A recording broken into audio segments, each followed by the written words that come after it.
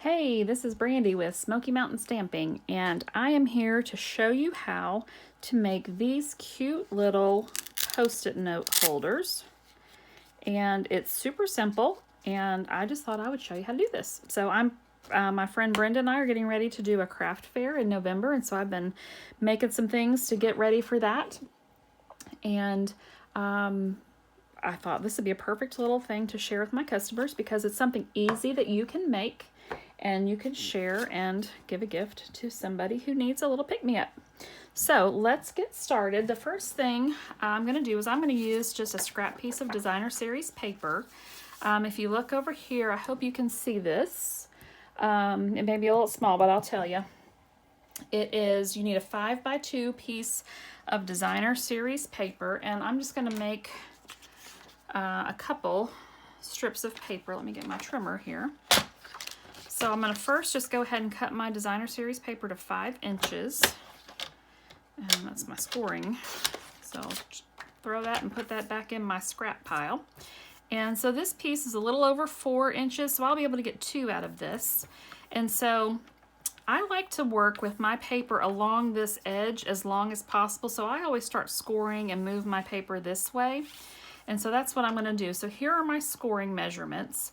It's 1.5, 1 7/8, 3 3/8, and 3 3/4. Okay, and I've also put little dots here so I can find them quickly. Now the other thing I like to do is I like to score and cut going up so that my paper is pressed against here, and so it's not moving around. If I'm pulling down, the blade might catch the paper and pull it. So that's just a little helpful tip, I hope.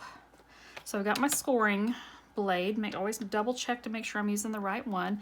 Also, with our Designer Series paper, you don't want to press down super hard because the scoring blade could cut the paper instead of just scoring it. So that was 3 3/4. Now I'm going to 3 3/8. And then now I'm going to 1 7/8. And these pink little dots, I just used a Sharpie and they will wipe right off with a little bit of rubbing alcohol. And then 1.5. And that's it. And now I'm going to cut it down to 2 strips of 2 inches each. So I cut it at 4 inches and 2 inches. And again, I like to work with my paper up against the edge as long as possible. That's just the way I've done it for years, and it just works for me. And I'm done with my trimmer, so I'm going to set that aside. Now I'm using to, oh wait a minute, we're not doing stamping yet. Getting ahead of myself. So the first thing I want to do is, now I'm only going to show you how to do one of these, but when I mass produce, I do the same process. So I'm going to cut all of my paper, I'm going to score all of my paper, and then I'm going to cut it into my 2-inch strips, and then after I cut and score everything, then I go through and I get all my score lines burnished. And the easiest way I found, because sometimes it's hard to see these score lines, is just to kind of wrap it around, and then I get the hang of it, and then I can take my bone folder and give it a quick press, or you can just use your fingers if you want to. You don't have to use your bone folder with this, so you could just press it out with your fingers, but I do like to press these score lines because I like a nice crisp score line. Okay, so I've done that. Now these are ready to go. Now I only have 1 Post-it note left because I've been making a bunch of these. So what I do is, so here's my middle section. This is where it's going to rest. So I'm going to put some adhesive in there, and I'm going to pull my silicone mat in. Because with the Stampin' Seal, I have found this is the trick. If you're struggling with your Stampin' Seal, grab the silicone mat, unsung hero of our catalog. So you kind of start off on the silicone mat and then pull across, and it will get this Stampin' Seal going. I have not had a problem at all with it since I started doing that. Fantastic tip. I don't know who shared it, but I love them for it. So I get this section that covers the whole piece, and then this is the padded side. This is just the way I put them together. You don't have to do it this way. You can do it however you want to, but I've kind of gotten in the hang of doing it the same way on all of them. So that's what I do. And now I just take this bone folder, and the reason I'm doing this is because I want to get all the air bubbles out from the adhesive so that I get a really good connection between the adhesive and the Designer Series paper. And so there is that. Now the last thing I need to do for this part is to add a half of a Velcro dot. So I have some here. I always go ahead and put them together like this, and then I'm just going to cut that in half. These are kind of super thin ones, and I love it because you don't need a big bulky piece of Velcro on this. So I have this piece that covers it full, and then this piece. So I take the smaller piece, and I just put that little half of Velcro right there. It's a half moon, and both pieces are there. So now I just pull everything nice and snug, make sure it's all straight as possible, and then press down. And that's it. So there we go. That's how you do that. Now you could just, and like I said, you do the same step over and over. You do all of one step and then you move to the next step. That's how you save time and stamp more efficiently. Now I'm going to make a little tag for this, and so I'm going to pull some of the colors out. I'm going to use Misty Moonlight, and I think I'm going to use Mossy Meadow.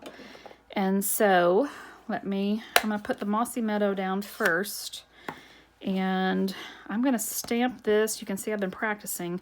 I don't want it to be super dark, so I'm going to see, I think, so that's 4 generation stamping right there. So that's first, second, third, fourth. And I think that 3rd generation is what I'm going for. So I'm going to stamp the 3rd time on my paper. And now I'm using the Delicate Dahlias stamp set. This is a Celebration stamp set. And so I'm using this little leaf here, and then I'm using this Thank You Kindly right there. And I'm using our dual oval punch to do that. So I've got that Thank You Kindly already mounted. And so this is a stamp set that you can get for free when you have a purchase of at least $50 before tax and shipping. Move that out of the way, and I've got my Thank You Kindly here. I'm just gonna stamp it right over this leaf, up and down. All right, now I've got just a little strip here so that I can slide it into my punch, and I don't want to have a full piece because then it's going to cut this out, and that kind of just wastes my paper, so I don't want to do that. So punch that out. And then this paper was a Celebration paper, and I hate to use it because I don't believe it's available. I think it has sold out, but it's absolutely gorgeous, and it's super sparkly, and I'm sorry, I'm going to have to use it. So I'm going to slide this in here, and I'm going to use the scalloped oval now because this makes perfect layer for that little piece that I just stamped. Set that out of the way, and pull my silicone mat in here again and just layer these up and flip it over, and I just start off on the paper, on the silicone, and then cover that up really well. Since this is glitter, I do want to have a good bit of adhesive on there just to make sure it sticks really well. And then I'm going to turn it over, and again, just burnish, get all those air bubbles out. And so it's going to go right here. So it's going to overlap this edge just a little bit. So instead of trying to guess and figure out where I need to put it on here, I'm just going to put my adhesive directly onto my Post-it note holder.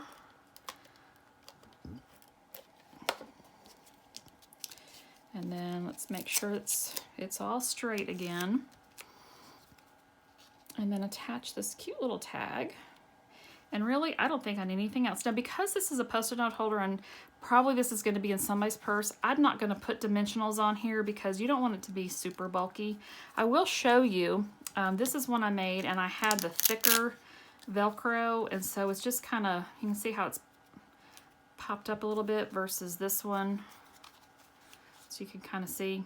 So that's why I like those thinner Velcro dots, but that's what I had when I was making these, and so that's what I did. I'm not going to worry about it. But anyway, so there is this cute little Post-it note holder. This would make a great little teacher gift, maybe for your bank teller or something. I have these over here. Now this I used retired Designer Series paper and some retired sentiments. Actually, no, I think the sentiments are not retired. So some of them are sparkly, some of them are not. This is all coordinating paper. This was Celebration paper from last spring. So they all kind of coordinate. And I made 24 of these. I made these in no time. And I'm working on making some more. So I've already made another one of these. So it'll get tossed in here. But I hope you enjoyed that.